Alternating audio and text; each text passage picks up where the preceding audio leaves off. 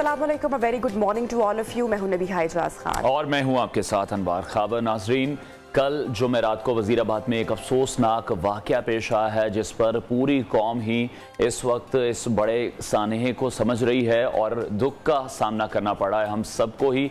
और यकीनन अल्फाज कम हैं जो कल वाक़या पेश आया साबिक प्राइम मिनिस्टर पाकिस्तान तहरीक इंसाफ के चेयरमैन इमरान खान के लॉन्ग मार्च पर, और उन पर यकीनी तौर पर डायरेक्ट ये अटैक किया गया जिसके मनाजिर इस वक्त आप मियों की स्क्रीन पर भी देख रहे हैं कि किस तरह से लॉन्ग मार्च अपनी मंजिल की जानिब रवां दवां था और एक हमलावर यहाँ पर पहुंचा है और उसने इमरान खान को निशाना भी बनाया। बाद में उसकी जो स्टेटमेंट थी वो भी सामने आया जिसमें उसका ये कहना था कि वो इमरान खान साहब को उसके जो जाती एक इख्तलाफात की वजह से अपनी जाती राय की वजह से उसने इमरान खान को निशाना बनाया है। साबिक वजीर आजम बगैर सिक्योरिटी हसार के आगे बढ़ रहे थे, मुतअद्दिद बार इदारों की जानिब से निशानदही की गई थी इस चीज की। ने बहुत सारे सवालात पैदा कर दिए, बहुत सारे सवालात हर एक की ज़बान पर है।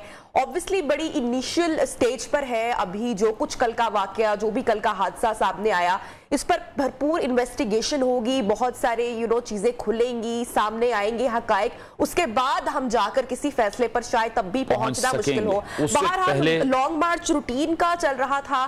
अब देखिए कि इसका आगाज कहां से हुआ है। आगाज इसका पहला हुआ जब फैसल वाडा साहब ने प्रेस कॉन्फ्रेंस की, जिसको बहुत अहमियत भी मिली, वक्ती तौर पर किसी ने जिक्र नहीं किया कल के दिन में। उन्होंने सबसे पहले ये बात बोल दी थी कि ये खूनी मार्च होगा। फिर खान साहब की ट्वीट जो कि आज से ठीक 4 दिन पहले आई, उन्होंने भी रेवोल्यूशन के हवाले से बात की कि या तो मुल्कों में सुर्ख इनकलाब आता है या फिर वोट के जरिए रेवोल्यूशन आता है। तो इस मुल्क में अब देखना है कि कौन सा इनकलाब आएगा। लेकिन कल का जो हादसा था, खान साहब की जो टांग पर गोली लगी, एक उस पर हम मजम्मत करते हैं, बहुत ही अफसोसनाक वाकया था, ऐसा नहीं होना चाहिए था। और अगर हम पाकिस्तान के इनवार हिस्ट्री की बात करें तो ये कोई पहला वाकया नहीं है। कल का इंसिडेंट खुदा ना खास्ता अगर इमरान खान साहब को कुछ हो जाता, और पाकिस्तान में जितनी बड़ी तादाद में उनके सपोर्टर्स या चाहने वाले हैं, ऑब्वियसली हर लीडर्स के होते हैं, हर पार्टी के होते हैं, तो ये इंसिडेंट मुल्क को कहां पर लेके जाता, मुल्क में क्या सिचुएशन होती, ये एक अगली हम देख सकेंगे। और नबिया, ये जो कल वाकया पेश आया उसमें हमने देखा कि दुआएं थी इमरान खान के साथ और हम भी उनके लिए दुआ कर रहे हैं कि वो जल्द सेहत याब हों। और उसमें हमने देखा कि मौजम नामी शख्स जो कि अपनी जान से गया इस वाकये में, उसका जिक्र कोई नहीं कर रहा। जो इस वाकये में शहीद हो गया, जिसके बच्चे उसके पास खड़े थे, वो दर्दनाक मनाजिर थे उस वक्त के जब उस हमला आवर ने खान साहब पर अटैक किया है, फायरिंग की है। इब्तिसाम जो लड़का पीछे मौजूद था, उसने उसको पकड़ने की कोशिश की है। जब वो गन का रुख नीचे की तरफ हुआ तो मौजम सामने खड़ा था, उसने भी हमलावर को पकड़ने की कोशिश की। दाद उनको मिलनी चाहिए जिस बहादुरी का सामना किया। यूजुअली लोग जब इस तरह के इंसिडेंट होते हैं तो सबसे पहले भगदड़ मच जाती है, भाग जाते हैं, अपनी जान बचाते हैं। लेकिन हम देखा कि फौरी उसने अपने नफ्स पर कंट्रोल रखा है और किस तरीके से उसने हमला आवर को दबोचा, पकड़ा, उसके हाथ से गन गिरी और फिर उसके पीछे वो भागा और पकड़ में भी इब्तिसाम के ही आया। तो काफी अप्रिसिएशन मिल रही है। आई थिंक बहुत ही बहादुरी का मुजाहिरा किया इब्तिसाम ने भी। अच्छा, दूसरी जानिब जो हमला आवर है जिसका नाम गलबन नवीद बताया जा रहा है, उसकी हमने देखा कि फौरी स्टेटमेंट सामने आ गई। ये कितनी गैर जिम्मेदारी का मुजाहिरा किया गया। किसने स्टेटमेंट जारी की? वजीर आजम शहबाज शरीफ ने भी इस पर बोला कि भी तो इन्वेस्टिगेशन होनी चाहिए। बहरहाल कमीशन बैठेगा, इन्वेस्टिगेशन भी होगी। दूसरी जानिब पाकिस्तान तहरीक इंसाफ के रहनुमा वो इस हमला आवर को मुल्जिम तस्लीम नहीं कर रहे। वो कह रहे हैं कि आप असल मुल्जिमान का नाम ले और हम इसको नहीं मानते। जो फुटेज हमें इब्तिसाम के साथ दिखाई दी उसमें वो कहते हैं कि ये हमला आवर और है और जिसने बयान दिया वो कोई और शख्स है। मुतज़ाद इत्तलात इस वक्त गर्दिश कर रही हैं, सोशल मीडिया पर भी हम देख रहे हैं। और जो दूसरी चीज़ हम देख रहे हैं, जिस तरह से ये जो हमला आवर था ये मंजर आम पर आया, उसकी वीडियो मंजर आम पर आई, जिसके बाद परवेज़ इलाही एक्टिव हुए। उन्होंने SHO को मुअत्तल कर दिया, तमाम थाने का जो स्टाफ था उन सबको मुअत्तल कर दिया कि किस तरह से वीडियो सामने अभी जो इन्वेस्टिगेट प्रॉपर तरीके से नहीं किया गया।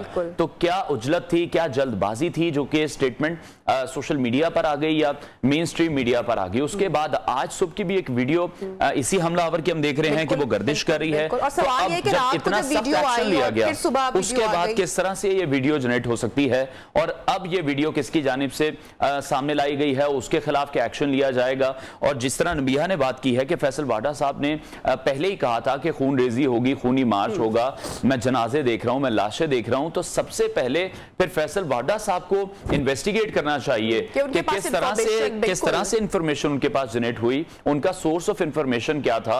और इतनी इंफॉर्मेशन अगर क्लियर थी, एग्जैक्ट थी, जो हमने देखा कि कल ये एक वाकया भी पेश आ गया, उसके बाद शायद इन्वेस्टिगेशन जो अपर मैनेजमेंट है पाकिस्तान तहरीक इंसाफ की, वहां से भी स्टार्ट होनी चाहिए। एजाज चौधरी की स्टेटमेंट सामने आई, उन्होंने कहा था कि कल खान साहब पर हमला होगा, उनके पास ये इंफॉर्मेशन कहां से आई? बिल्कुल। और अनवार, अगर हम इस हमले की बात करें तो इसमें जो है काफी नुकसान भी हुआ। पाकिस्तान तहरीक इंसाफ के जो रहनुमा है सेनेटर फैसल जावेद, एमपी अहमद चट्टा साहब, वो भी जख्मी हुए, लेकिन खैर आफियत से है। ज्यादा नौयत के अल्लाह का शुक्र है कि जख्म नहीं आए हैं और सब लोग महफूज हैं और बेहतर सेहत में है। खान साहब के लिए भी हम दुआगो हैं। बहरहाल कल की एग्जैक्ट सिचुएशन किस तरह से थी हम जानेंगे। हमारे न्यूज रिपोर्टर अरसलान जो कि फील्ड में थे कल, अरसलान कल आप भी कवर कर रहे थे पूरा लॉन्ग मार्च और फिर किस तरह सा सानिहा पेश आया, कल आंखों देखे मनाजिर क्या थे, मैं जानना चाहूंगी, आप शेयर करें न्यू के नाज़रीन के साथ। क्योंकि आप एग्जैक्ट सामने थे उस कंटेनर के। देखें अनवार, नबिहा, अगर थोड़ा सा मुझे वक्त अगर हो मेरे पास तो मैं ज्यादा बेहतर तरीके से कंटिन्यू प्लीज करना चाहूँगा। उसकी वजह ये है, दरअसल मैं और मेरे कैमरामैन और फरीद रईस हमारे सीनियर एंकर जो हैं, हम DSNG के ऊपर थे और जब वजीराबाद में एंटर हुआ था काफिला, तो हमारी जो गाड़ी है, जो हमारी DSNG है, वो तकरीबन हमारे उस गाड़ी के पीछे 4 गाड़ियां मीडिया की और थी। लेकिन क्योंकि मैंने जो गखड़ का जो मार्च कवर किया था, तो गखड़ में हमारा जो फ्रेम था वो बिल्कुल खान साहब के सामने था और कंटेनर के बाद अगर कोई पहली गाड़ी थी तो वो हमारी गाड़ी थी। आज भी कल भी मैंने उसी फ्रेम के लिए या उसी जगह पे गाड़ी लगाने के लिए मैंने जो बाकी मीडिया की गाड़ियां थी नीचे होकर उनको रास्ता दिया और अपनी गाड़ी को उधर लेके गया। उस वक्त मेरे माइंड में एक दफ़ा आया कि शायद मैं कुछ गलत कर रहा हूँ, और जो सिक्स सेंस इंसान को हमेशा बता देती है। और ये फरीद रईस ने भी मेरे साथ बाद में बात की और उन्होंने ये मुझे बताया कि जब आपने वो गाड़ी लगवाई थी तो मेरे भी आज ये माइंड में आया कि कल भी हम इसी जगह पे चल रहे थे और आज भी यहाँ पे गाड़ी लगवाई है, अल्लाह खैर करे। खैर जब हम आगे बढ़े और जिस स्पॉट पे अल्लाह वाला चौक है यहाँ पे जहाँ पे खताब होना था, वो यहाँ से तकरीबन 10 मीटर की दूरी पे है। मेरे अकब में आप देख सकते हैं ये कंटेनर है और ये कंटेनर जो है ये उसी स्पॉट के ऊपर मौजूद है जिस स्पॉट पे कल फायरिंग हुई है और ये सारा हादसा आया है। अगर मैं कैमरामैन से कहूँगा कि अगर आपको कंटेनर की वो जो फ्रंट स्क्रीन है वो अगर दिखाए, उस फ्रंट स्क्रीन के बिल्कुल साथ वाली जगह पे हमारी नियो न्यूज़ की वैन लगी हुई थी। नियो न्यूज़ की वैन, अब जब हमलावर आता है तो नियो न्यूज़ की जो वैन है उसकी लेफ्ट साइड पे आता है, उस लेफ्ट साइड पे फायर होता है और हमें ये महसूस होता है कि शायद जो रास्ते में हमने देखा आतिशबाजी हो रही है, तो यहाँ पे किसी ने आतिशबाजी की बजाय हवाई फायरिंग कर दी है इमरान खान को वेलकम करने के लिए। हमने जब राइट साइड देखा, फरीद रईस की नज़र पड़ी, उन्होंने फौरी छलांग मार दी, लेकिन हम ये सारा मंजर ऊपर से देख रहे थे और वो हमलावर जो है वो टारगेट कर रहे थे इमरान खान को और वो टारगेट जो है वो इस तरह से हो रहा था कि उस हमलावर के दरमियान में हमारी गाड़ी, हम लोग, फरीद रईस और ऊपर उनके इमरान खान जो हैं वो नजर आ रहे थे। जो फायर हुआ है वो तकरीबन फरीद रईस के सर से गुजरा है और उसके बाद जो जिस लड़के का आप नाम बता रहे हैं, जो इब्तिसाम जो है, उसको मैंने अपनी आंखों से देखा। इब्तिसाम को उसने उसका बाजू पकड़ा है। इतनी देर में एक और शख्स है मोइज जो शहीद हुआ वहां पे, उसके साथ छोटे छोटे बच्चे थे, 3 बच्चे थे और उसने उन 3 बच्चों को बचाने की बजाय, उनको पकड़ के भागने की बजाय वो हमलावर की तरफ भागा ताकि कोई मजीद नुकसान ना हो।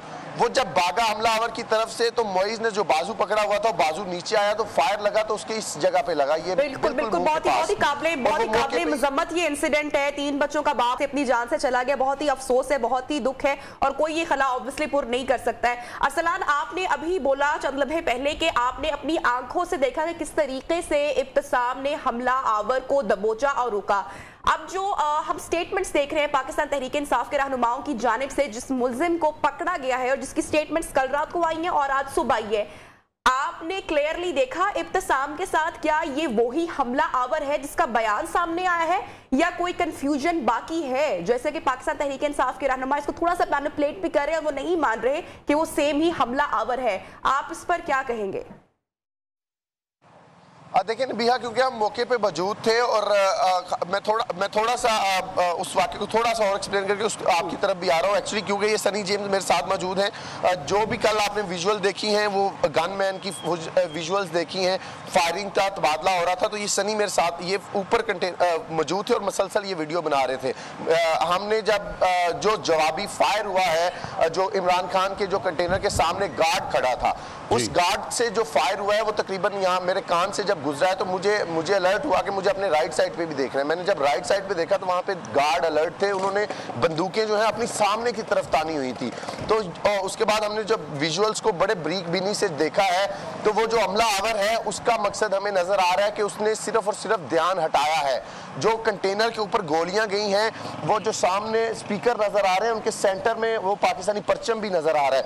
उस पाकिस्तानी परचम के सेंटर में वो जो शीट है जिसमें पाकिस्तानी परचम है, उस शीट के अंदर से वो गोली गई है। अगर वो हमलावर साइड से फायर कर रहा था तो वो जो शीट है उसके अंदर से वो फायर नहीं गुजर सकता था, लेकिन वो फायर जो है वो शीट में से गुजर कर जो है आगे। ठीक है अरसलान हमारे साथ ही मौजूद रहेगा सीनियर तजियाकार फरीद रईस ने भी हमें ज्वाइन किया है। फरीद, बहुत शुक्रिया आपके वक्त के लिए।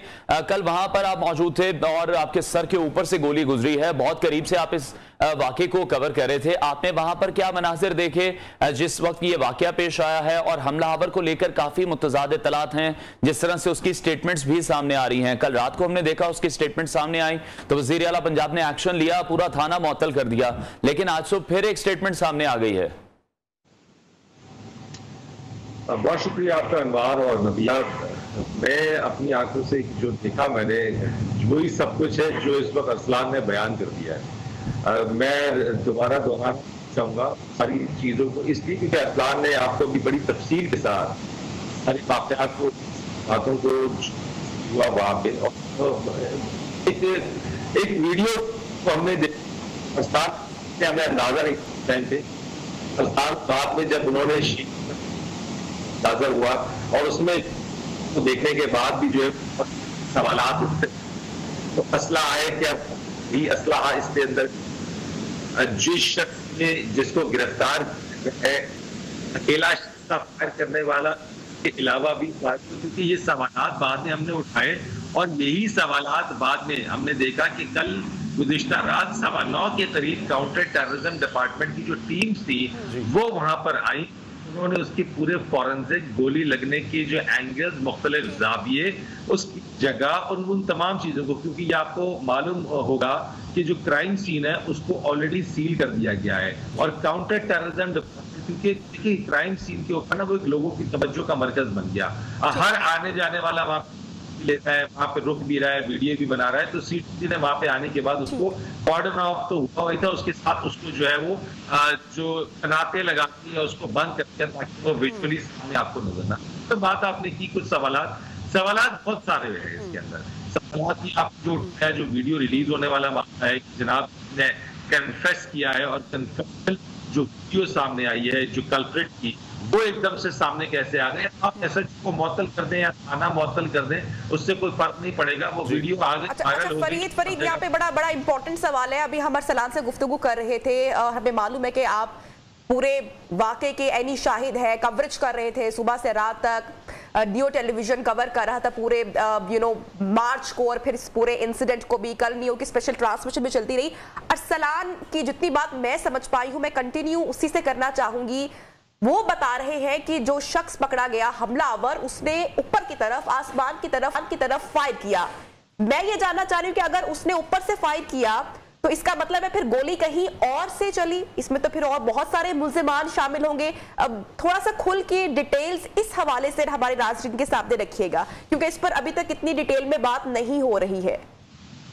नबिया, यही वो सवालात हैं। आपने बात की ना अरसलान की, मैंने खुद देखा मेरी आंखों के सामने की वो सारे मनाज़िर हैं। जितनी ड्यूरेशन के अंदर जब हमें बात समझ में आती ये फायर क्रैकर हमें तो ये बात समझ में आ गई कि क्योंकि अच्छा मैं आपको एक बात बड़ी इंपॉर्टेंट बताता हूँ, ये बात समझने वाली है। सबसे पहले तो बात यहाँ से समझने वाली है कि इमरान खान की इस लॉन्ग मार्च के अंदर सिक्योरिटी थ्रेट्स तो थे, सिक्योरिटी थ्रेट्स के बारे में बात कही जा रही थी।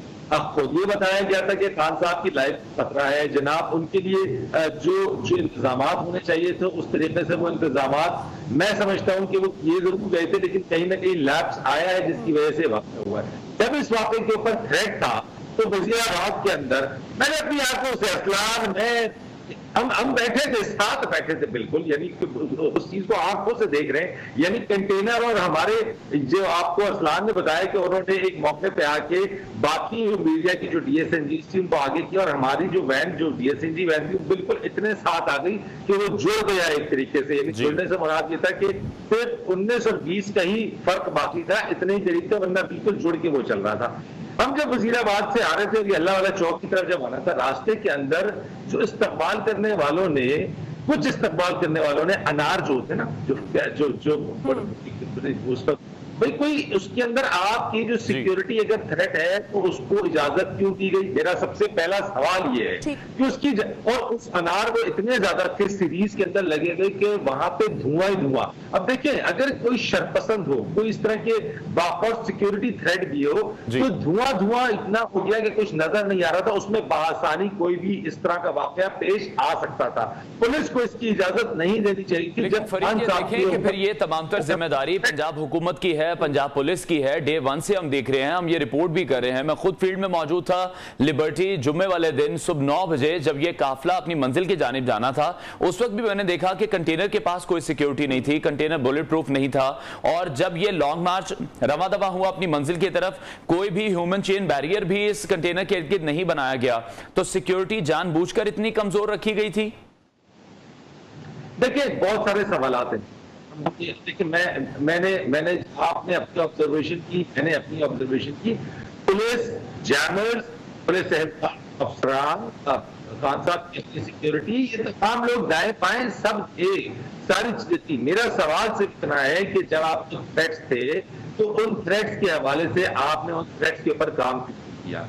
पुलिस ने उन लोगों को कि देखिए जब ये फायर हुआ है ना, आप पूछ लीजिए वहां मौजूद जो लोग इस चीज के ऊपर हैं, मुझ समेत अरसलान समेत बाकी लोग जिन लोगों ने इस चीज को विटनेस किया है, वो पहली नजर में और पहली थिंकिंग में ये समझे कि शायद फायर क्रैकर है, शायद किसी ने फिर कोई हुआ है, कोई फायर खान साहब के इस्तेमाल के लिए किया है। लेकिन दूसरे लम्हे ये बात सबको समझ में आ गई कि ये एक हमला, ये एक अटैक, यानी कि अटैक जब आपको क्योंकि आपके माइंड में था कि कुछ चीज चलनी, तो मैं समझता हूँ कि इस सारे मामले को बड़ा थॉरिटी देना चाहिए। मैं समझता हूँ कि अभी इनिशियल कन्फेशन आई थी, वीडियो कैसे आ गए, बड़ा पर्टिनेंट सवाल है, इसको उठाना चाहिए। गोली एक मैंने जो देखा उसके हाथ में जिस टाइम पे देखा तो उसके पिस्टल से 9 mm पे जो नजर मेरी पड़ी, उसकी पोजीशन उस पिस्टल की वो थी कि जब आप किसी 9 mm का चेम्बर खाली कर देते हैं तो गन आप जो पोजीशन थी वो पोजीशन थी वहां पे।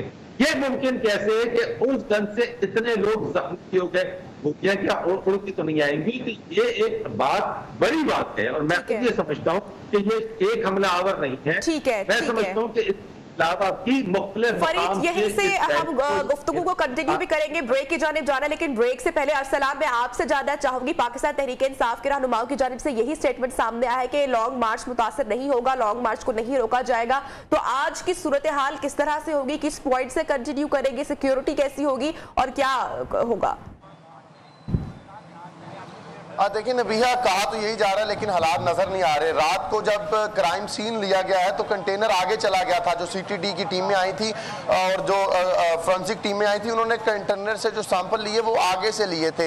लेकिन अब जो है कंटेनर को वापस उसी जगह पे लाके खड़ा कर दिया गया है जहां पे ये वाकया हुआ था। और इस वक्त भी अगर कैमरामैन आपको दिखाए तो टीमें जो है वो ऊपर मौजूद हैं, फोरेंसिक की टीमें हैं, उसके अलावा सीटीडी के जवान हैं ऊपर मौजूद हैं और वो तमाम जो है वो उन खासकर वो जो होल्स से जहां से वो फायर गुजरा है उस शीट के अंदर से, उन होल्स का जो है वो जायजा ले रहे हैं, उनकी वो नोयत चेक कर रहे हैं कि क्या ये 9 mm का फायर ही है जो यहाँ से गुजरा है या क्या वजह बनी है। तो सामने आप देख सकते हैं इस वक्त वो तमाम मनाजर कि ये तमाम अपनी वो जो भी उनका तरीकाकार है उसको मद्देनजर रखते हुए वो तमाम शवाहद जो है वो इकट्ठे कर रहे हैं। और इस तमाम सूरत हाल में लग रहा है कि ये कंटेनर को यहाँ से जो है वो आगे जाने की अभी तक इजाजत नहीं देंगे जब तक जो है ये मामला इसमें ये मजीद जो है वो पेशरफ नहीं आता। ठीक है सलाम, बहुत शुक्रिया। सलाम हमें अपडेट कर रहे थे कल के तमाम वाक़े की मंजरकुशी भी उन्होंने इस हवाले से की। फरीद हमारे साथ ही होंगे इस ब्रेक के बाद भी, और इस ब्रेक के बाद हम बात करेंगे जो पाकिस्तान तहरीक इंसाफ और हम देख रहे हैं कि मुस्लिम लीग नून या इत्तेहादी जमातों की जानिब से जो स्टेटमेंट सामने आ रही हैं, क्या वो मुल्क को मजीद अनारकी की तरफ लेके जाएंगे या हालात बेहतर होंगे? हिकमत अमली क्या होगी, हम कोशिश करेंगे कि पाकिस्तान तहरीक इंसाफ के रहनुमाओं को भी कनेक्ट कर सके। स्टे विद अस।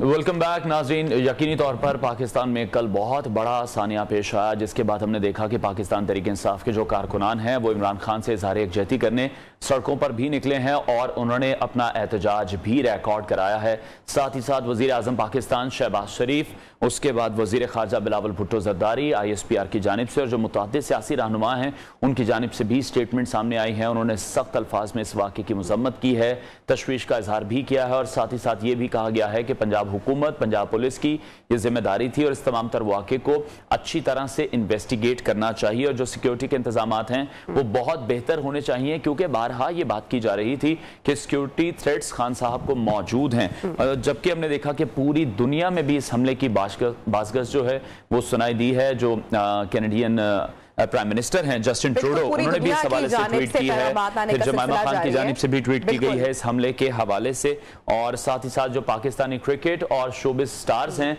उन्होंने भी इज़हार यकजहती किया है इमरान खान। बिल्कुल इसी हवाले से बात करेंगे। कल के होने वाले इंसिडेंट के हवाले से हमारे साथ इस वक्त इन कॉन्वर्सेशन है रहनुमा JUIFA हाफिज हमदुल्ला साहब। सर बहुत शुक्रिया, आपने वक्त निकाला। बहुत सारे सवालात हैं। सबसे पहले तो काबिल मजम्मत ये वाकया हुआ, खान साहब बेहतर है, तबीयत उनकी बेहतर है और गोली छूकर जिस तरीके से निकली बहुत ही अफसोसनाक इंसिडेंट हुआ। अब सवाल इस पर बहुत सारे पैदा हो रहे हैं, सिक्योरिटी कोलैप्स आप कुछ कितना समझते हैं? पहले से मरासला जारी किया गया, कंटेनर बुलेट प्रूफ शीशा मंगवाया गया, रोस्टर मंगवाया गया, लेकिन उसका इस्तेमाल क्यों नहीं किया गया, ये भी एक बहुत बड़ा सवाल है। पूरे कल के इंसिडेंट को आप किस तरह से देखते हैं और क्या कहेंगे जो मुल्की हालात इस वक्त बिल्टअप हो चुके हैं? बिस्मिल्लाहिर्रहमानिर्रहीम। पहले तो मेहरबानी करें, आप लोगों की बलूचिस्तान में जो आपका मीडिया है वो बिल्कुल डैमेज हो चुका है, पहले इसकी आप इम्प्रूवमेंट करें। एक तो आप ये काम करें, ठीक है, इसके बाद फिर लोगों के पास मीडिया के लिए बात करना फिर मुनासिब होता है। दूसरी बात यह है कि जहाँ तक आपके सवाल का ताल्लुक है, सबसे पहले तो PDM हो या जमीयत उलमा इस्लाम, हुकूमत में इत्तेहादी जमातें हों, जो फायरिंग हुई इमरान खान के जुलूस पर और उसमें इमरान खान में गोली लगी और उनके साथियों में, इसकी हम शदीद अल्फाज में मजम्मत करते हैं, क्योंकि जमीयत उलमा इस्लाम हो या PDM में शामिल जमातें जी वो तशद्दुद की सियासत पर यकीन नहीं रखती हैं, वो दलील की क़ुव्वत और दलील की ताकत पर यकीन रखती है। हमारे डिक्शनरी और हमारी तारीख़ में गाली और गोली की सियासत नहीं है, बल्कि हम खुद जमीयत उलमा इस्लाम की क़ियादत हो या PDM की दिगर क़ियादत हो, वो खुद तशद्दुद की विक्टिम रहे हैं। मौलाना फजल रहमान साहब पर 3 खुदकुश हमले हुए हैं, इसी तरह दिगर क़ियादत आपके सामने असफंदियार वली पर हमले हुए हैं, खुदकुश हमले हुए हैं, और पीपल्स पार्टी आप देखिए बेनज़ीर भुट्टो शहीद हुई और मियाँ नवाज शरीफ साहब पर फायरिंग हुई है, मुख्तलिफ़ किस्म की चीज़ें आपके सामने, लिहाजा हम शदीद अल्फाज में इसकी मजम्मत करते हैं। जहाँ तक बात यह है कि ये हमला किसने किया, क्यों किया, उनके मकासद क्या थे, जी ये तो तहकीक में, तफ्तीश में, इंक्वायरी में सामने आएगी, लेकिन उससे पहले हम किसी पर इल्ज़ाम तराशी करेंगे, क्योंकि बुनियादी सवाल ये है कि ये जलसा या ये जुलूस, ये मार्च कहाँ थी? ये वज़ीराबाद में, और वज़ीराबाद किस सूबे में? पंजाब के सूबे में जी। और पंजाब में हुकूमत किसकी है? तहरीक इंसाफ की है। वज़ीर आला कौन है? परवेज़ इलाही है। और वज़ीर दाखिला कौन है? चीमा है। और फिर बात यह है कि जब ये जिम्मेदारियाँ सारी उनकी है, फिर लैंड ऑर्डर मेंटेन करना वो जिम्मेदारी किसकी है? और फिर बाकायदा 1 नवंबर को सूबाई हुकूमत ने, इंतज़ामिया पुलिस ने एक थ्रेट लेटर जारी किया था, वो भी आपके सामने इसी मार्च के हवाले से और वज़ीराबाद के हवाले से। PTI का सीनेटर है एजाज चौधरी जी, उन्होंने खुद कहा कि मैंने अहद चीमक, क्या नाम है उस चीमक, उसको मैंने कहा कि वज़ीराबाद में हमला हो सकता है। तो जब एजाज चौधरी का बयान सामने रखे और लॉन्ग मार्च से पहले फैसल वाडा का बयान सामने रखे और पुलिस की, इंतज़ामिया की, सूबाई हुकूमत की थ्रेट लेटर सामने रखे और जिम्मेदारी पंजाब की हुकूमत की, लैंड ऑर्डर उनकी हुकूमत की और सिक्योरिटी देना पंजाब की हुकूमत की जिम्मेदारी थी, लिहाजा क्यों ये जिम्मेदारी उन्होंने पूरी नहीं की? क्या थ्रेट लेटर जारी होने के बाद बावजूद इसके कि हुकूमत PTI की है, वज़ीर आला परवेज़ इलाही है, कि उन्होंने सिक्योरिटी में कोताही की, इमरान खान और जुलूस को प्रोटेक्ट करने की जिम्मेदारी उन्होंने नहीं निभाई, लिहाजा डायरेक्ट इसका जिम्मेदार परवेज़ इलाही है, PTI की हुकूमत है। ठीक है, हाफिज अब्दुल्ला साहब ये बताइएगा, सिक्योरिटी थ्रेट्स तो हम देख रहे हैं कि डे 1 से हैं। पाकिस्तान तहरीक इंसाफ को मुतअद्दिद बार आगाह भी किया जा रहा है। जब से लॉन्ग मार्च स्टार्ट हुआ है हम देख रहे हैं कि PTI की जो क़यादत है वो भी ताबड़तोड़ हमले कर रही है इत्तेहादी हुकूमत पर और वहाँ से रिस्पॉन्स भी सामने आ रहा है। अगर राना सनाउल्लाह साहब की बात करें, इंटीरियर मिनिस्टर हैं, उनकी जो स्टेटमेंट्स हम देख रहे हैं डे 1 से, जब से लॉन्ग मार्च स्टार्ट हुआ और कल रात तक की भी उनकी स्टेटमेंट देखें, प्रेस कॉन्फ्रेंस देखें, उनके जो बयानात हैं आप समझते हैं गैर जिम्मेदारी का मुजाहरा कर रहे हैं। बीइंग इंटीरियर मिनिस्टर, जिस तरह से वो कह रहे हैं कि इमरान खान के साथ जो कुछ हुआ, अगर वो किसी के लिए घड़ा खोद रहे थे तो आज वो खुद उसमें गिर गए हैं। इस मौके पर इस तरह की सियासत करनी चाहिए? हेलो अनवर गालिबन जी हाफिज साहब, आप हमें सुन पा रहे हैं? कटोगी सर, मैंने तो अपनी तकरीर की लेकिन वहां से कोई और। फरीद, आप ये बताइएगा, जो सवाल मैंने हाफिज अब्दुल्ला साहब से किया, अगर आपने वो सुना है तो कंटिन्यू कीजिएगा, कि जो राना सनाउल्लाह स्टेटमेंट दे रहे हैं, इस मौके पर इस तरह की बातें बनती हैं? देखिए, बड़ा नाजुक और बहुत ही ऐसा मामला है जिसके अंदर आप के और बहुत एहतियात के पड़ेगा। आप ये बात तो इमरान खान की, आप ये बात महज 2000 लोग हैं, फॉलोअरशिप है, भागने को, चलने को तैयार हैं। वो ये कहते हैं कि अगर खान साहब हमें 10 माह नहीं, हमें 20 माह के हैं, हमें 20 नहीं 40 माह के हैं, हम उनके साथ इस एहतजाज में शामिल होंगे जब तक कि इमरान खान साहब जिस हकीकी आज़ादी की बात कर रहे हैं, जब तक हम वो ले नहीं लेते उस वक्त तक हम साथ चलेंगे।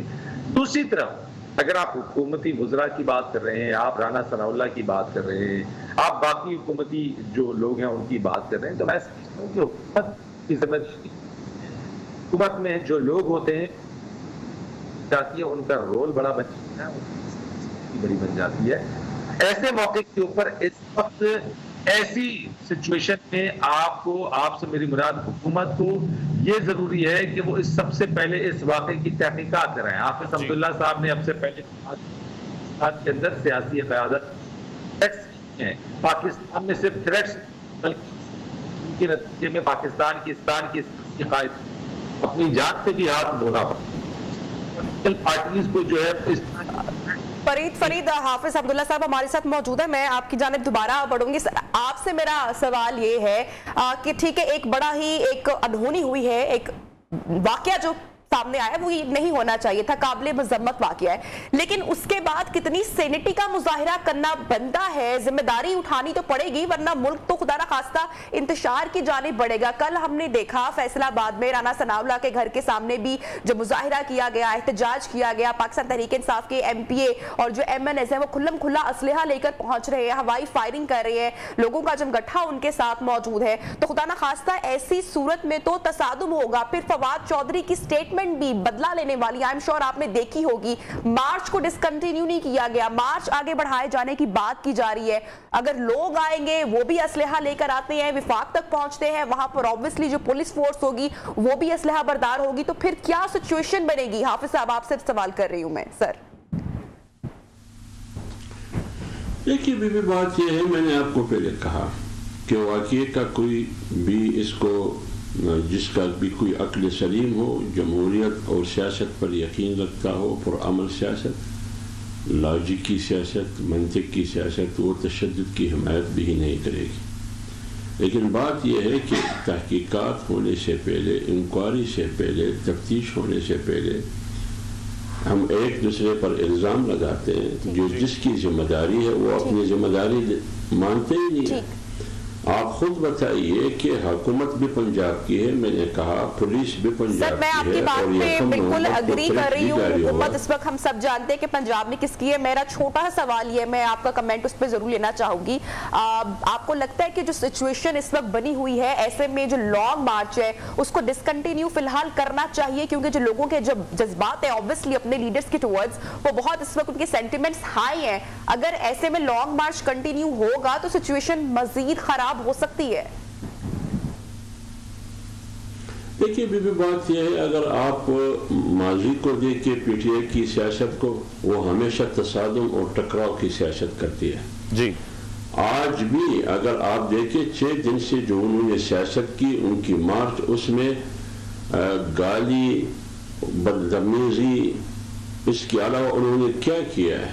किसी को डाकू कहना, किसी को चोर कहना, किसी को लुटेरा कहना, आपके रियासत के इदारों पर नाम लेके उनको तनकीद का निशाना बनाना, इलेक्शन कमीशन को गाली देना, ये कौन सी सियासत है? ये पुरअमन सियासत है या तशद्दुद की सियासत है? मैं ये करूंगा, मैं वो करूंगा, ये खूनी इंकिलाब होगा, ये खुनरेजी होगी। तो इमरान खान साहब की अपनी तकरीर में ये तमाम चीजें शामिल थी। लिहाजा इस धमाके के बाद, इस फायरिंग के बाद, ये तो अच्छा हुआ अल्लाह ताला ने बचाया, ज्यादा नुकसान नहीं हुआ। तो इसका मतलब क्या है कि राना सनाउल्लाह के घर पे मुसल्लम लोग जाते हैं, पेशावर में कोर कमांडर के उसके सामने लोग एहतिजाज करते हैं, तो इसका मतलब यह है कि आप तसादुम की तरफ जा रहे हैं। तो जब तसादुम और टकराव की तरफ जा रहे हैं तो इसका मतलब यह हुआ कि पीटीआई की क़यादत चाहते यही है कि तसादुम और टकराव और इंतशार और ठीक है, तसादुम और टकराव की सियासत नहीं होनी चाहिए। बहुत शुक्रिया। फरीद रईस ने भी हमें ज्वाइन किया हुआ था। हाफिज हमदुल्ला ब्रेक के बाद फिर से ज्वाइन करेंगे और उनसे इस टॉपिक पर मजीद भी बात करेंगे इस ब्रेक के बाद।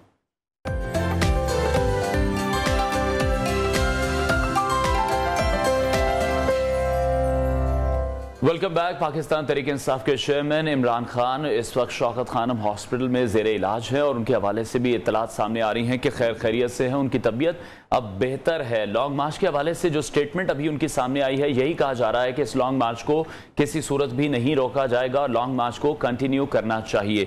इसी तमाम सूरत हाल पर हम बात करेंगे। साबिक गवर्नर पंजाब सरदार लतीफ़ खोसा ने हमें ज्वाइन किया है। सर बहुत शुक्रिया आपके वक्त के लिए। सियासी रहनुमाओं पर हमले, पाकिस्तान में सियासी रहनुमाओं पर हमले की जो तारीख है वो फहरिस्त बहुत लंबी है और हम देख रहे हैं जिस तरह से ये एक असैसिनेट अटेम्प्ट इमरान खान पर की गई है, इसी तरह का वाकया बेनज़ीर भुट्टो साहिबा के साथ पेश आया, वो उस वाकये में शहीद हो गई थी। आप इस तमाम तर वाकये को किस तरह से देख रहे हैं? हमने देखा कि जो तमाम सियासी जमातें हैं उन्होंने इस वाकये को भरपूर सख्त अल्फाज में इसकी मजम्मत की है, कंडेम किया है।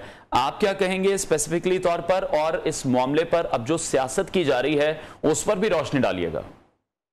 देखिए, ये बड़ी बदकिस्मती है। मैं समझता हूँ कि रानी शहीद बेनज़ीर भुट्टो हमारे सामने उनकी मिसाल है। पहले 18 अक्टूबर 2007 को कारसाज पर हमला हुआ जिसमें हमारे बहुत सारे जो है कारकुन शहीद हुए थे, उनकी जानसार शहीद हुए थे और बीबी उसमें बच गई थी। और फिर 22 दिसंबर 2007 को लियाकत बाग के बाहर जो कुछ हुआ वो सभी ने देखा और बदकिस्मती ये है कि सीन को रिपीट किया गया है तकरीबन।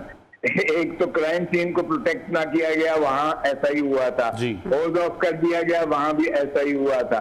फिर एक वीडियो आ गई, यहाँ भी ऐसी ही वीडियो, एक जो है उसका बयान तोते की तरह रटा हुआ बयान थाने के अंदर से जो है उसको सुनाया गया। आप जरा सवालात की जरा देखिए कि चुनाव क्या था, कोई और तो तुम्हारे साथ शामिल नहीं था, तुमने क्यों किया, तुमने क्या अचानक किया। ये वो सवालात हैं जब आपको किसी की मनपसंद जवाबात बताए गए हो और वो भी उसने दोहरा दिए और उसने मजहबी मुनाफरत पैदा करने की एक मजमूम कोशिश की और जिसके शाखसाने में उसने ये कहा। अब वो थाने में आपको पता ही है कि रसाई किसी की नहीं हो सकती है, और ऐसा जब सेंसिटिव और इतना हाई प्रोफाइल एक इंसिडेंट हो तो वैसे ही सील कर दिया जाता है सभी कुछ। ये कैसे हुआ ये तो खैर तफ्तीश ही आगे बताएगी। और फिर जिस तरह से जिस बंदे को पकड़ा गया, जो थाने में दिखा रहे हैं जिसकी वीडियो, वो बंदा ना तो उसका लिबास वो है और ना ही उस पर वो घबराहट का अंतर था, क्योंकि मॉब में जब कोई पकड़ा जाता है तो बिल्कुल मामला ये इतना सादा नहीं है जितना अभी दिखाई दे रहा है। ऑब्वियसली इस पर इन्वेस्टिगेशन होगी, कमीशन बनेगा, तहकीकात होंगी, बहुत सारे हकायक सामने आएंगे। अच्छा सर, माजी में हमने देखा बेनजीर भुट्टो की शहादत पर आसिफ अली जरदारी साहब ने पाकिस्तान खप्पे का नारा लगाया, लेकिन कल जब खान साहब की टांग में गोली लगी तो हमने देखा पाकिस्तान तहरीक इंसाफ की जो सीनियर क़यादत है, जो सीनियर रहनुमा है, उन्होंने कंटेनर पर चढ़कर जिस तरह से लोगों के जज्बात को आप समझते हैं कि भड़काया या जज्बाती ऑब्वियसली होंगे, बहुत बड़ा हादसा था, छोटा इंसिडेंट नहीं था, तो आई कैन अंडरस्टैंड कि पाकिस्तान तहरीक इंसाफ की जो सीनियर मैनेजमेंट है या जो रहनुमा है या जो कारकुनान है, उनके जज्बात, उनके सेंटिमेंट्स बहुत हाई होंगे, लेकिन आपको नहीं लगता कि थोड़ी देर के लिए जरा खामोशी इख्तियार करनी चाहिए थी? खुदा ना खास्ता आने वाले टाइम में कोई तसादुम ना हो, जो बदले वाली बात भी की गई फवाद चौधरी की जानिब से, क्या कमेंट करेंगे आप? देखें, ये तो मैं समझता हूँ ये फवाद चौधरी साहब भी इसका बेहतर जवाब दे सकते हैं, लेकिन मैं तो ये कहूंगा कि वो in the heat of the moment immediate reaction जो है, जो फौरी उसका जो असर था, वो उनकी आउटबर्स्ट एक किस्म का निकली है। और उसके बाद आप देखें कि मोहतरम इमरान खान साहब या जितनी भी उनकी सीनियर क़यादत है, उन्होंने अपने कारकुनान को रमन कहने ही के लिए वो दी है। और मैं समझता हूँ कि बहुत ओलिया खून खराबा हमारे यहाँ जो है इसकी गुंजाइश बिल्कुल भी नहीं है। अगर राना सनाउल्लाह एक तरफ जो है बैठ के बड़के मारते हैं तो मेरे ख्याल में उनको भी जेब नहीं देता है जो वो कहते रहे आए तो सही, हम इनका इस तरह स्वागत करेंगे और ये करेंगे और वो करेंगे और छठी का दूध पता नहीं याद आ जाएगा और कौन कौन सी चीजें कहते थे, वो भी इश्तिहाल अंगेज बहुत ज्यादती थी। और जवाब गजल के तौर पर अगर इधर से फायरवर्क्स हो रहे हैं तो ये भी मैं नहीं समझता कि किसी कोई जस्टिफिकेशन हो सकती है। न सिर्फ उस वक्त मैं तो बीच में उस प्रोसेस में शामिल था नौडेरो में जब जरदारी साहब ने कहा पाकिस्तान खपे, और हमने देखा कि वो तीसरी जो है सिंध से एक वजीर आजम की लाश जो है पंजाब से सिंध में जा रही थी और एक तीली दिखाने की जरूरत थी, बहुत बड़ा सानिया हो सकता था।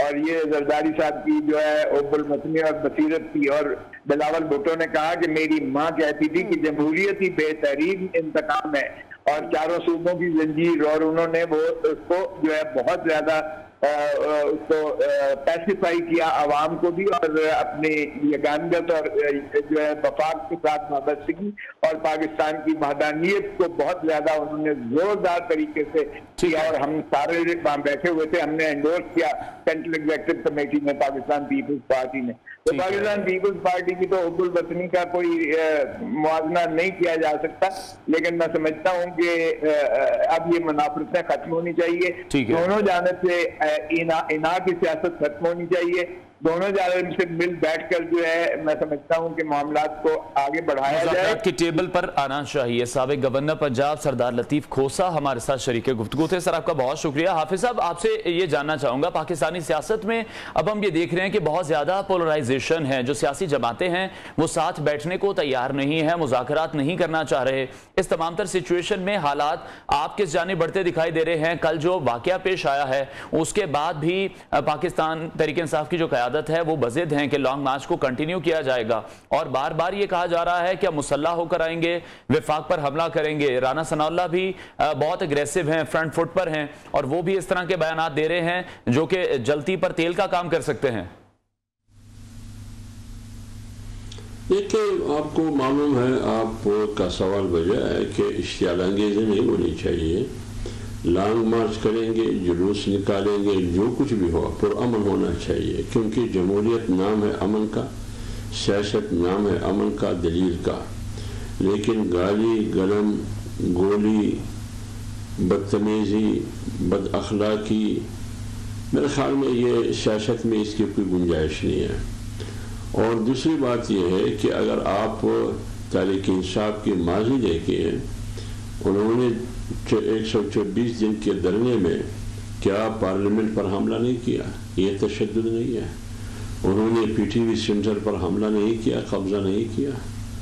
आज का जो सदर पाकिस्तान है, उन्होंने खुद इमरान खान साहब को फ़ोन पर कहा, कॉल पर, कि हम मुबारक हो PTV सेंटर पर हम कब्जा कर चुके हैं।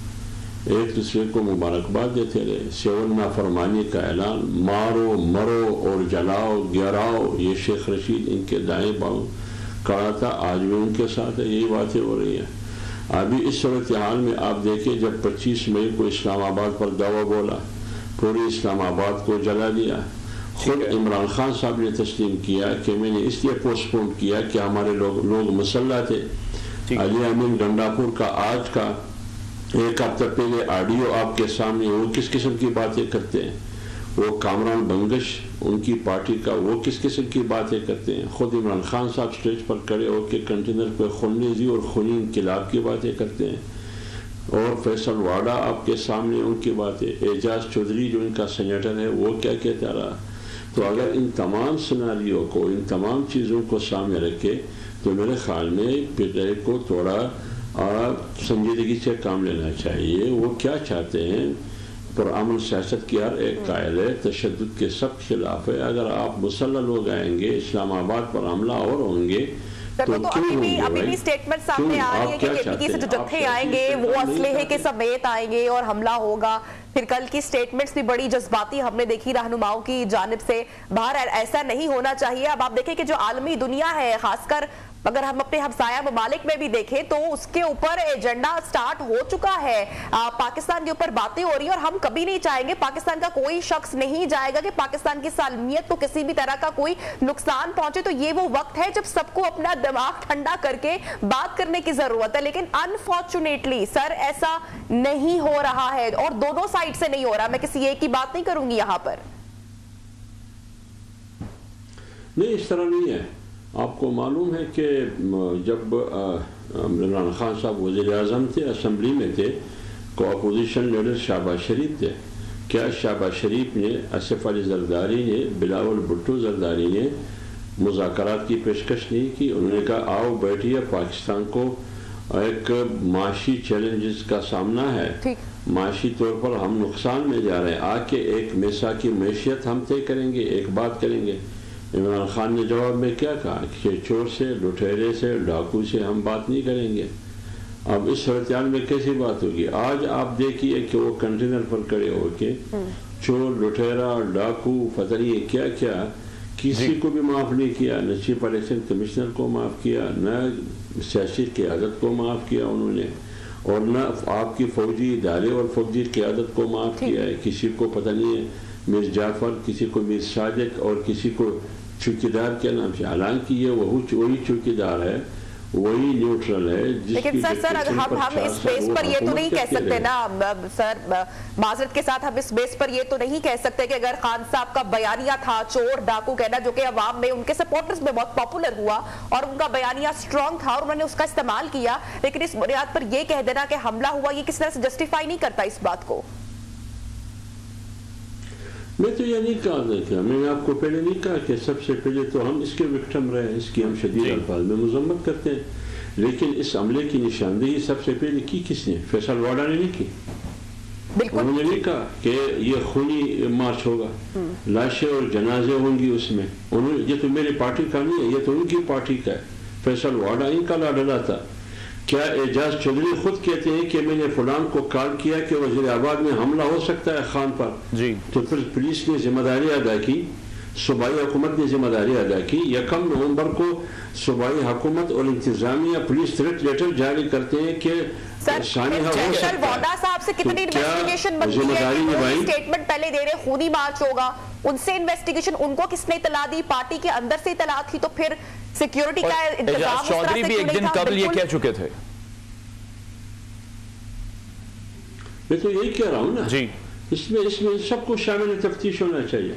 एजाज चौधरी को शामिल तफ्तीश होना चाहिए, फैसल वाडा को शामिल तफ्तीश होना चाहिए। ठीक है। पुलिस ने जो थ्रेट अलर्ट जारी किया, क्या उस पर अमल हुआ या नहीं हुआ? क्या उसके मुताबिक सिक्योरिटी दी गई जुलूस को और खान साहब को नहीं दी गई? ये सिक्योरिटी जो कमजोरी है, कोताहियां, ये कहाँ से आई? इसकी तहकीकात होनी चाहिए, क्यों आई? वो तमाम मोबाइल रिकॉर्डिंग जो 40 घंटे में 4 दिन के जो जितने भी टावर है मोबाइल के, वो तमाम रिकॉर्डिंग कंट्रोल में ले ले, सीसीटीवी कैमरे हैं उनके फुटेज कैमरे में ले ले और कंट्रोल में ले ले, देखिए कि क्या हो रहा है, कौन किससे क्या बात कर रहा है, कहां से कॉल हो रही है और कहां से कॉल वसूल किया जा रहा है। ये तमाम तफ्तीश और तहकीकात होनी चाहिए। उसके बाद तह तक पहुंचाना चाहिए कि किसने किया, क्यों किया, किन मकासद के लिए। क्या हम पाकिस्तान में सियासत करते हैं इस मकसद के लिए तो नहीं करते हैं कि पाकिस्तान डिस्टेबलाइज हो, सियासी तौर पर गैर मुस्तहकम हो, जमहूरी तौर पर गैर मुस्तहकम हो, माशी तौर पर गैर मुस्तहकम हो। आप देखिए भारत की मीडिया क्या तराने, क्या गुन गा रहे हैं।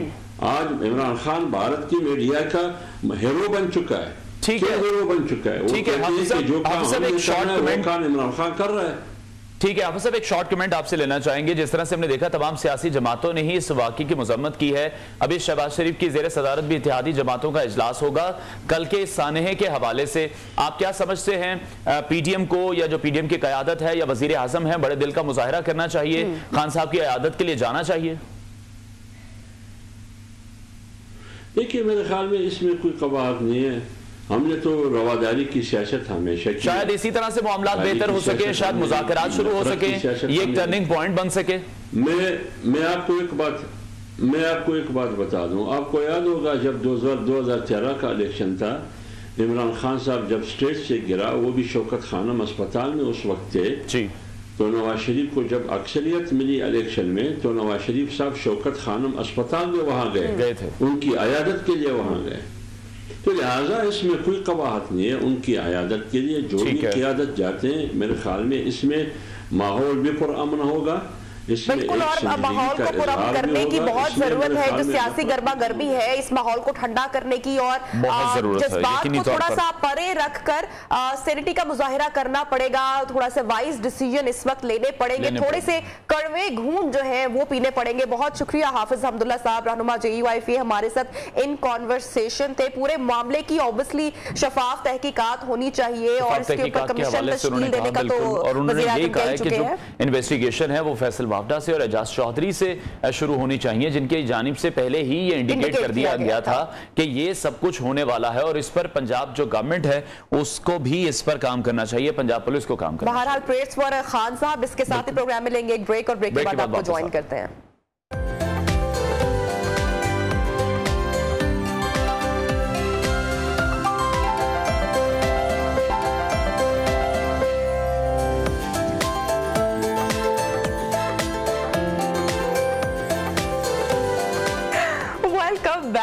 पाकिस्तान में आपको खुशामदीद कहते हैं और मुस्कुराहट देखकर आपको भी अंदाजा हो गया होगा कि अब कोई अच्छी खबर बिलाखिर नियो पाकिस्तान में आपके साथ शेयर करने वाले हैं। ऑब्वियसली खुशी की खबर है, कल पाकिस्तान ने साउथ अफ्रीका जो कि एक मजबूत और मुश्किल हरीफ था उससे मैच जीत लिया और शानदार जीत हुई। बड़ा अच्छा प्ले किया, बड़ा अच्छा टारगेट दिया गया। कल तो हमें सब लोग खूब फॉर्म में दिखाई दिए, सिवाय हमारे ओपनिंग बैट्समैन के कॉम्बिनेशन के। किसी की नजर लग गई, उनको अपना कुछ सदका देना चाहिए मेरा ख्याल है, क्योंकि जो कल मैच के मनाजिर थे वो यकीनी तौर पर नाकाबिले यकीन थे। जिस तरह से पाकिस्तान ने परफॉर्म किया है, मोहम्मद हारिस को जो कि टीम मैनेजमेंट ने शायद छुपा के रखा हुआ था वो सामने आए हैं। 11 गेंदों पर उन्होंने 28 रन जिस तरह से स्कोर किए हैं, जिस तरह की शॉट्स उन्होंने खेली हैं, उस पर जो इंडियन कमेंटेटर्स थे वो कमेंट्री सुनने वाली थी कि ये कैसी शॉट थी, ये किस तरह की शॉट थी। वो खुद हैरान थे और उन्होंने कहा कि पाकिस्तानी अवाम ये पूछ रही है कि मोहम्मद हारिस को कहां छुपा कर रखा हुआ था। Amazing performance by Pakistani team, 33 run से हम ये मैच जीते हैं और हमने ये सिग्नल दिया है कि हम सेमीफाइनल में आ सकते हैं। मिडिल ऑर्डर भी हमारा चल रहा था कल, हमारे बॉलर्स भी चल रहे थे। शाहीन शाह भी हमें कल नजर आए, फॉर्म में नजर आए, क्या विकेटें उन्होंने उड़ाई। फिर हमने देखा कि मैच बारिश से थोड़ा सा मुतासिर मुतासिर भी हुआ, but all is well when end is well. So ये एक अच्छी खबर आई है क्रिकेट के मैदान से कि पाकिस्तान कल का मैच जीता। अब आगे क्या सिचुएशन बनती हुई दिखाई दे रही है ये जानते हैं। हमारे साथ क्रिकेट एनालिस्ट मौजूद है उमर फारूक। उमर से बात करते हैं। उमर, आप ये बताएगा, पाकिस्तानी टीम की कल की जो जीत है वो एक मजबूत टीम के खिलाफ है और ऐसे वक्त में है जबकि पूरी पाकिस्तानी टीम का मोराल डाउन है, पूरे जो क्रिकेट फैंस हैं पाकिस्तानी उनका मोराल डाउन था और ये जीत बड़ी अच्छी जीत थी जहां पर हर किसी की परफॉर्मेंस हमने देखी है। उसमें आप किस तरह से देख रहे हैं जो नर्व गेम थी उस पर कंट्रोल कर पाए हैं, मेंटली कितना फायदा होगा पाकिस्तानी टीम को इस जीत का? देखिए, पाकिस्तान गेम अपनी प्राइड के लिए खेल रहा था। ये बहुत इंपॉर्टेंट एलिमेंट है पाकिस्तान के लिए, बिकॉज कुछ टीम्स जब अच्छा नहीं खेल पा रही होती हैं बड़े टूर्नामेंट, तो उनको फिनिश उनको हाई नोट पे करना होता है। तो पाकिस्तान ने जिस तरीके से कल साउथ अफ्रीका जैसी मजबूत टीम जो इस पूरा टूर्नामेंट में कल तक नहीं हारी थी, उनको एक मजबूत हरीफ को पाकिस्तान ने हराया और ये एक मैसेज जाता है कि पाकिस्तान में अभी भी थोड़ा दमखम बाकी है। एक सरप्राइज पैकेज था आज हारिस के फॉर्म में, एक बहुत अच्छा पाकिस्तान की तरफ से मूव किया गया था। फ़खर जमान इंजर्ड हुए, उनकी जगह हारिस को वापस ऊपर लेके आया गया। बाबर और रिजवान की जो कमी थी, जो काफ़ी अरसे से वो अपना एक रोल प्ले नहीं कर पा रहे थे, उसको उन्होंने बेसिकली हारिस जो 28 रन की इनिंग खेली थी उसने एक डिफरेंस क्रिएट किया, एक मोमेंटम सेटअप किया पाकिस्तान के आने वाले बैट्समैन के लिए, जो एक बहुत आइडियल मौका हम मिस कर रहे थे काफ़ी अरसे से। मोमेंटम शिफ्ट हुआ, शादाब ने, इफ्तिखार ने जिस तरीके से मोमेंटम को आगे लेके चले और गेम को उस लेवल पे ले गए कि आपके जो बॉलर है उनको कॉम्प्लीमेंट किया कि उनके पास इतने रन बोर्ड पर डाल के दिए कि बॉलर उसको आसानी उसको डिफेंड कर पाए। और पाकिस्तान की बॉलिंग दुनिया की बेस्ट बॉलिंग है, लेकिन चूंकि ये T20 फॉर्मेट इतना तेज़ हो गया है, यहाँ पे 160 रन 150 रन आराम से नॉर्मली हो जाते हैं। तो ये सिडनी की वेन्यू 178 रन की यहाँ पे एक एवरेज टोटल थी, जो पाकिस्तान ने एटलीस्ट उसको पुश करने की कोशिश की, 185 रन। ठीक है, ऊपर जीत तो हुई है नो डाउट, लेकिन इसमें हमें हमारी वीकनेस को नहीं भूलना चाहिए, उसको भी डिस्कस करना लाजमी है। ओपनिंग हमारा कॉम्बिनेशन नहीं चल पड़ा कल, बाबर रिजवान अगेन हमें फेल दिखाई दिए, मिडल ऑर्डर चल पड़ा, शादाब इफ्तिखार की जो कामयाब इनिंग्स थी उसकी वजह से हम एक अच्छा स्कोर देने में कामयाब हुए, लेकिन बात अगेन वही बाबर पे और रिजवान पर आ पहुंची है। क्यों? देखिए, पाकिस्तान की जो मिडिल ऑर्डर थी उस पर काफ़ी अरसे से एक बड़ी एक्सटेंसिव किस्म की डिबेट होती आई है कि पाकिस्तान का मिडिल ऑर्डर जो है वो रिस्पॉन्ड नहीं कर रहा, रन्स नहीं कर रहा। पाकिस्तान की जो डिफीट्स थी उनमें बहुत बड़ा मेजर हाथ जो था वो मिडिल ऑर्डर की परफॉर्मेंस ना करना था। लेकिन इसकी बैकग्राउंड ये थी कि पाकिस्तान के जो ओपनर्स थे बाबर रिजवान, वो काफ़ी ज़्यादा रन्स कंज्यूम करते हुए आ रहे थे, बॉल कंज्यूम करते हुए आ रहे थे, जिसकी वजह से पाकिस्तान के मिडिल ऑर्डर पे उल्टा एक्स्ट्रा प्रेशर पड़ रहा था, बिकॉज हर लड़के का रोल डिफाइन हुआ था कि आपने ये करना है, आपका रोल ये है। उस रोल का भी एक मेजर चंक जो था ये दोनों ओपनर्स यूज़ करते हुए आ रहे थे, जिसकी वजह से प्रॉब्लम आ पा रही थी। और वो पाकिस्तान उस टेम्पलेट से जो दुनिया में खेला जा रहा है वो आउटडेट हो चुका हुआ काफ़ी अरसे से। ये टेम्पलेट नहीं है दुनिया में क्रिकेट देखने का। आपने वर्ल्ड कप में देखा होगा ऑलमोस्ट हर टीम जो है अपने एग्रेसिव, अपने हाई स्ट्राइक रेट वाले बैट्समैन ऊपर खिलाती है, लेकिन पाकिस्तान अपने 3 पहले बैट्समैन एंकर के तौर पे खिला रहा है। ये मॉडल नहीं है दुनिया में क्रिकेट खेलने का इस फॉर्मेट के ऊपर। स्पेसिफिकली बात करें, बाबर और रिजवान रन जरूर करते आ रहे थे, लेकिन वो पाकिस्तान टीम को इवेंचुअली लॉन्ग टर्म में हेल्प नहीं कर रहा था। ठीक है, लेकिन उमर दिलचस्प चीज तो ये है कि Pakistan is still in the game. आप इस सिचुएशन को किस तरह से देख रहे हैं? क्योंकि कल का जो मैच हम जीते हैं उसके बाद भी सूरत हाल पाकिस्तान के लिए आसान नहीं है कि वो आसानी से सेमीफाइनल में चला जाएगा। अभी सूरत हाल क्या है? कौन किससे जीते, किससे हारे? जो अवाम है, कौम है, वो किसके लिए दुआएं करे, किसको बद्दुआएं देगी तो पाकिस्तान सेमीफाइनल में आएगा? देखिए, जज्बा जुनून तो पाकिस्तान फैंस में ऑलरेडी है, इस पर कोई डाउट नहीं है। लोग अभी भी उम्मीद करते हैं, बिकॉज पाकिस्तान दुनिया की दूसरी बड़ी कंट्री है जहाँ क्रिकेट बहुत ज़्यादा देखी जाती है और खेली जाती है, और इसलिए ये जो इंटरेस्ट है लोगों का ये रहता है आखिरी बॉल तक। तो अभी आखिरी बॉल नहीं हुई, 6 तारीख को पाकिस्तान का आखिरी मैच है, उसके बाद 7 तारीख को कुछ राउंड के गेम्स हैं, उसके बाद सेमीफाइनल आएगा। तो पाकिस्तान की होप मैं तोड़ना तो नहीं चाहता, लेकिन बहुत मुश्किल है, बिकॉज साउथ अफ्रीका ने अगेंस्ट नीदरलैंड खेलना है। कदरे अगर ऑन पेपर देखें तो साउथ अफ्रीका बहुत बेहतर टीम है एज कम्पेयर टू नीदरलैंड मीनोज है। फिर इंडिया की बात करें, इंडिया ने अगेंस्ट जिम्बाब्वे खेलना। तो ऑन पेपर बात करें, प्रैक्टिकल बात करें तो दोनों जो पलड़े हैं वो साउथ अफ्रीका और इंडिया के भारी, और वो एक गेम जीत के बहुत ईजी आसानी अपने पॉइंट्स लेके इजीली थ्रू कर जाएंगे। पाकिस्तान के चांसेस सिर्फ इस सूरत में है कि साउथ अफ्रीका अपना गेम हारे, इंडिया अपना गेम हारे और पाकिस्तान अपना गेम जीते, जो कि उम्मीद है कि पाकिस्तान भी अगेंस्ट बांग्लादेश बड़े आसानी जीत जाएगा। तो हमारी डिपेंडेंसी जो है हमारे जीतने के ऊपर नहीं है, बाकी टीमें हारे तो हम जाके फिर क्वालिफाई करते हैं। बट अगेन देखिए वर्ल्ड कप इसी मार्जिन का नाम है। वर्ल्ड कप उमर मोहम्मद हारिस के हवाले से जरूर बात करना चाहूंगी। बड़ा अच्छे से उन्होंने प्रेशर को कल कंट्रोल किया, कहीं पर भी बड़ा अच्छा उन्होंने बल्ले का इस्तेमाल किया। बल्ला है कि रन उगले ही मुसलसल जा रहा है। लेकिन अगर कहा जाए कि साउथ अफ्रीका की भी जो उनका बॉलिंग स्टाइल था, उन्होंने पाकिस्तान को शुरू में जरा टफ टाइम देने की कोशिश की, तभी हमारा जो ओपनिंग कॉम्बिनेशन था वो भी नहीं चल पड़ा। शादाब और इफ्तिखार के हवाले से क्या आप कहेंगे? बिल्कुल अनवार और नबीहा, आप मेरी मुस्कुराहट से आपको समझ आ रही होगी कि मुझे खुशी हुई थी उनकी ये इनिंग देख के, बिकॉज काफ़ी देर से कहते हैं मच नीडेड आपको एक मच नीडेड रन्स चाहिए थे बोर्ड के ऊपर, उन्होंने टाइमली प्रोवाइड किए। अगर हम बात करें थोड़ा पीछे जाए हारिस का, हारिस आई थिंक एक सरप्राइज पैकेज साबित हुआ। उन्होंने बेसिकली स्टन कर दिया साउथ अफ्रीका को। जो कल गेम खेली गई है उसमें वो शायद कहते हैं ना एक सिलेबस से आउट वाला एक पेपर आपको आ गया और इसमें आपके पास कोई जवाब नहीं था कि यह लड़का खेल जाएगा। किसी ने उम्मीद नहीं की थी कि पाकिस्तान एक दिन पहले चेंज करता है, फखर जुबान बाहर होता है, हारिस टीम में आता है और वो पाकिस्तान को खिला देगा। ये बड़ा ब्रेव डिसीजन था, ना कि डिसीजन बड़ा ब्रेव था बल्कि हारिस ने जिस तरीके से रिस्पॉन्ड किया है, I think hats off to Haris.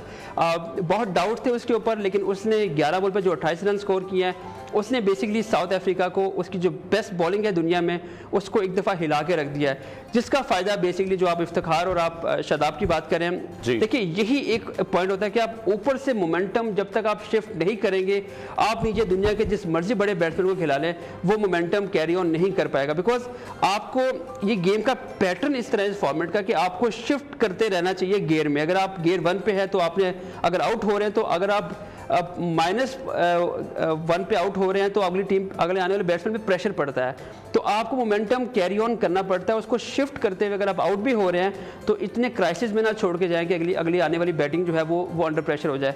तो आई एम हैप्पी कि पाकिस्तान ने जो उनसे उम्मीद की जा रही थी। बहुत शुक्रिया। स्पोर्ट्स एनालिस्ट उमर फारूक हमारे साथ इन कॉन्वर्सेशन थे और उमर भी काफी खुश थे हारिस की परफॉर्मेंस के लेकर, जिस तरह से T20 के क्रिकेट हम देखना चाह रहे थे जो कि हमारे ओपनर्स डिलीवर नहीं कर पा रहे थे। और यहाँ पे मैं बात करना चाहूंगा इफ्तिखार की, 106 मीटर का उन्होंने छक्का मारा है और इस वर्ल्ड कप का ये सबसे बड़ा सबसे लंबा छक्का है। और ये उनकी जो स्टेटमेंट वो देकर गए थे ऑस्ट्रेलिया जाने से पहले कि ऑस्ट्रेलिया के ग्राउंड्स में उनके लिए छक्के मारना कोई इतना मुश्किल काम नहीं है, बड़ा उन्हें ट्रोल किया गया था, लेकिन उन्होंने ये कर दिखाया। बहरहाल इसके साथ ही बढ़ेंगे प्रोग्राम में एक ब्रेक की जानिब, उसके बाद ज्वाइन करते हैं स्टे विद अस।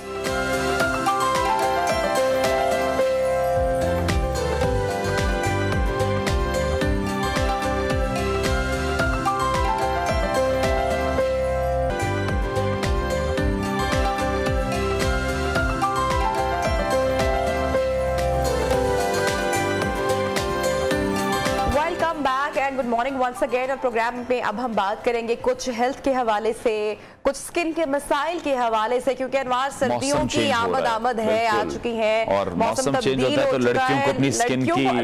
लड़कियों का सिर्फ इल्जाम नहीं है, आजकल तो मैंने देखा है मर्द हजरात भी अपने स्किन को लेकर बड़े कॉन्शियस होते हैं। और जो एक सबसे बड़ा प्रॉब्लम स्किन के मसाइल के हवाले से होता है वो ड्राइनेस है, जो कि सर्दियों में यकीनी तौर पर होती है, क्योंकि नमी का जो तनासुब है वो सर्दियों में बहुत ज्यादा कम हो जाता है, जिसको सबसे बड़ी रीजन कहा जाता है। और सिर्फ मतलब स्किन पर ही नहीं, सर की जो स्किन भी है स्पेशली वो भी इफेक्ट होती है, बाल गिरते हैं, बालों के मसाइल शुरू हो जाते हैं। तो सर्दियां आते ही भी बड़ा कम होता है, पानी भी हम कम पीना शुरू कर देते हैं, तो ड्राइनेस बढ़ने की एक वजह ये भी है। बहरहाल doctor Mahnoor is with us in studios. Doctor साहिबा थैंक यू सो मच, आपने हमें ज्वाइन किया। तो सबसे पहले तो रीजंस जानना चाहूंगी। ऑब्वियसली मौसम की तब्दीली तो है ही, मौसम चेंज तो है ही, लेकिन इस खुश्की से, इस ड्राइनेस से कैसे बचा जाए?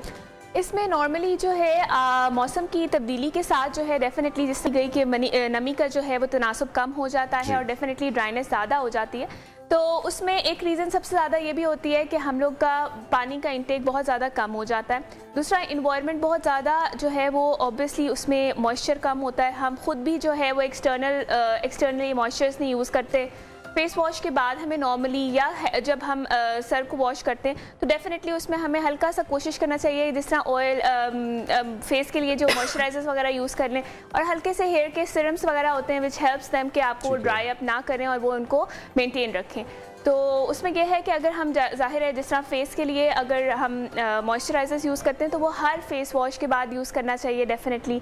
और इसी तरह सिमिलरली हेयर सीरम्स जो होते हैं वो भी हेल्प करते हैं उसमें मॉइस्चर को कंटेन करने के लिए। ठीक है, तो बेस्ट चीज़ आप क्या सजेस्ट करेंगी? हम लोगों को तो बहुत ज़्यादा इशू रहता है, मेकअप रिमूव करने के लिए सबसे बेस्ट क्या चीज़ है, क्या यूज़ करना चाहिए? मेकअप रिमूव करने के लिए उसमें हमें कोशिश करनी चाहिए, एक तो पहले हमें अपने डॉक्टर से भी कंसल्ट करना चाहिए कि हमारी हर किसी की स्किन टाइप जो है वो डेफिनेटली डिफरेंट होती है। लेकिन उसमें भी जो सबसे अच्छा वे आउट होता है वो ये होता है कि जिस तरह मिसेलर जेल्स या मिसेलर वाटर्स होते हैं उनको पहले आप प्रॉपर्ली स्किन से रिमूव करके उसका मतलब उनको करके एक्सफोलिएट एंड देन उसके बाद आप उसमें वेट वाइप्स यूज़ करें। वेट वाइप्स से काफ़ी हद तक जो आपकी जो है वो फेस की क्लिनजिंग बहुत अच्छी हो जाती है, क्लियर हो जाती है स्किन।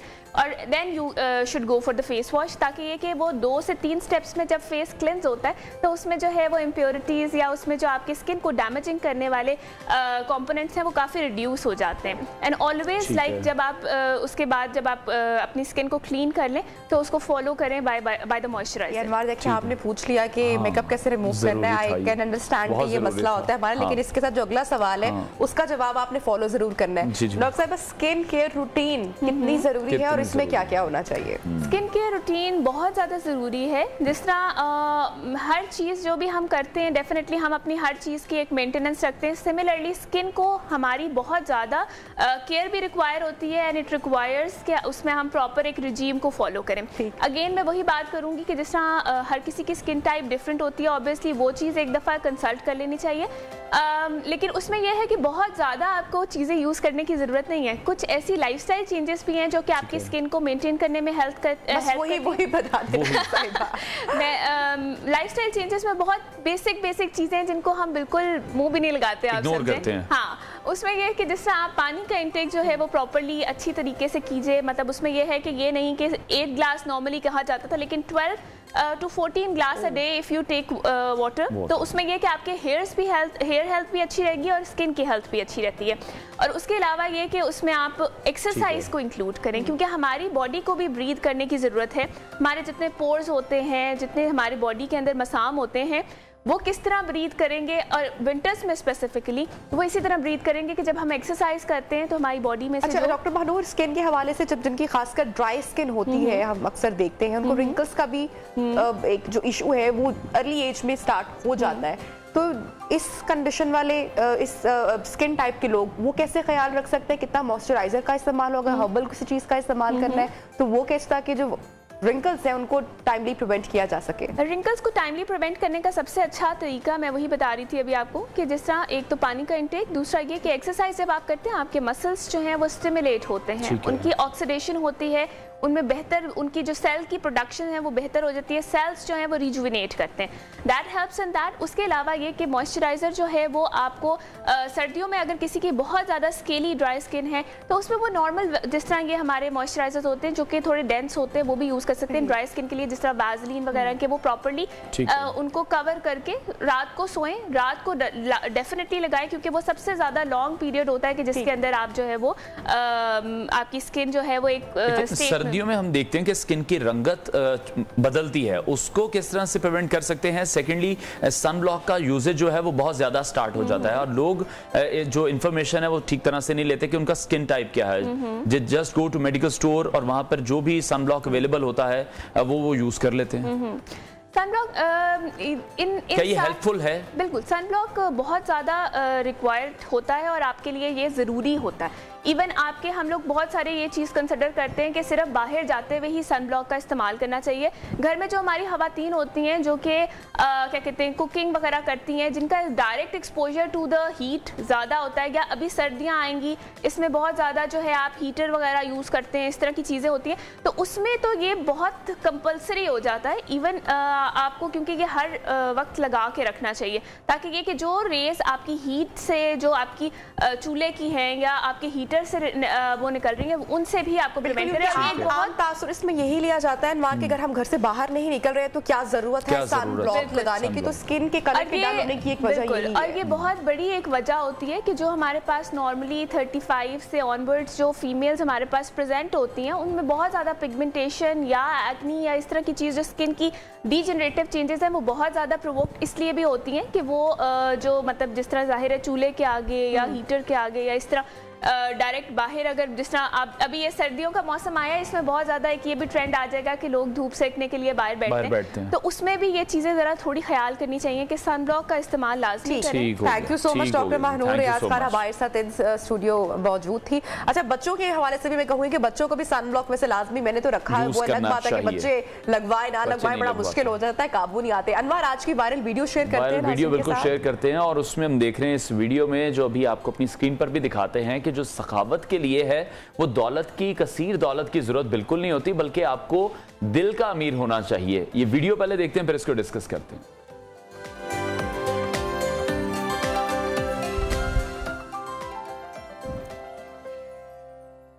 अच्छा अनवर, ये शख्स अभी देखकर लग रहा है कि खुशी का जो पैमाना है वो हर इंसान के लिए डिफरेंट होता है, वो हर एक के लिए दौलत, रुपए या माल पैसा नहीं होता। और इस शख्स ने कहा कि किसी यतीम को या किसी और शख्स को आप ये शायद पैसे दे दे, उसके शायद ये ज्यादा काम आ जाए। तो जो खुशी है वो हर एक के लिए डिफरेंट होती है।